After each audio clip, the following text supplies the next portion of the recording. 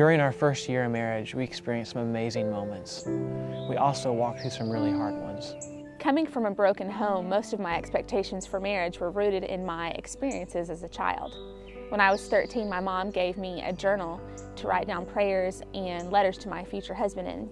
So at a very early age, I began to develop my expectations and dreams for marriage.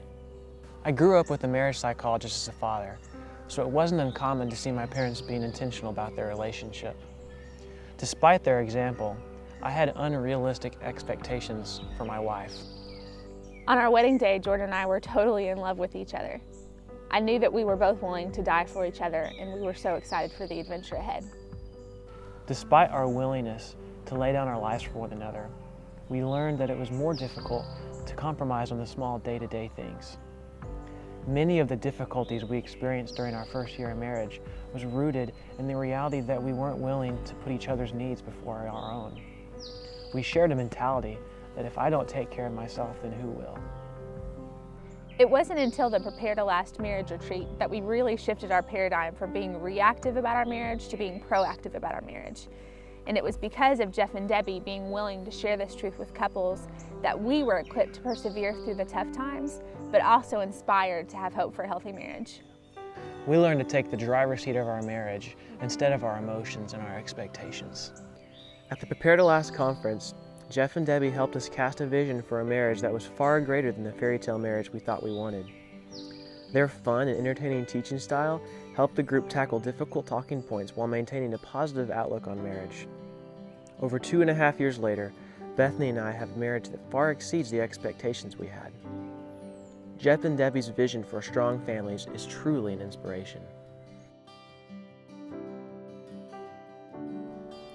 In addition to working in our careers at IBM and teaching school, we were working with the youth at our church.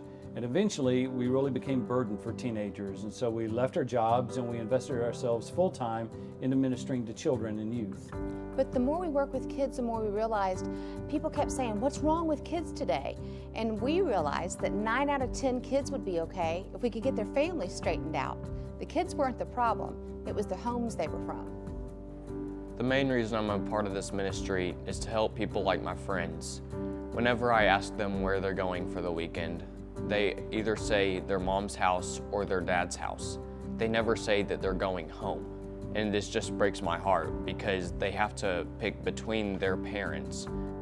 As we're experiencing such a drop in the marriage rate, we're trying to figure out what we do to address that. So we talk to college students and we talk to young 20-somethings and we say, why are you choosing to just live together instead of getting married?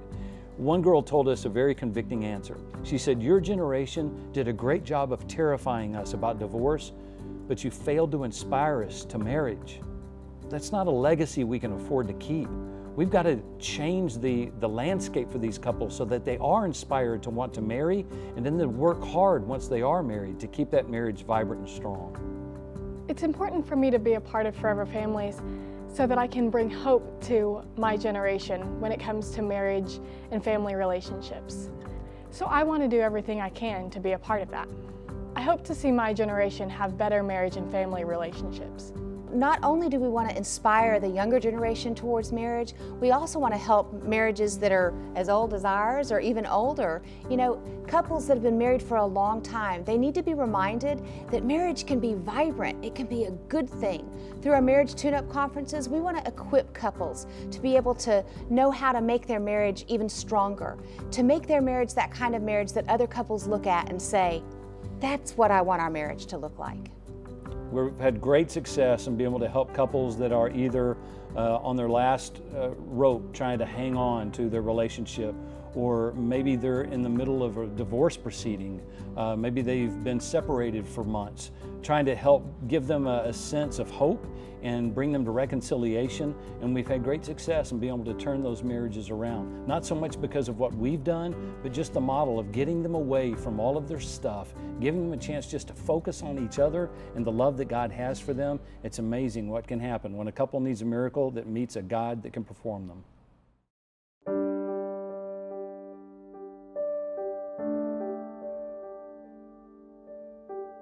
Well, I knew he wasn't happy.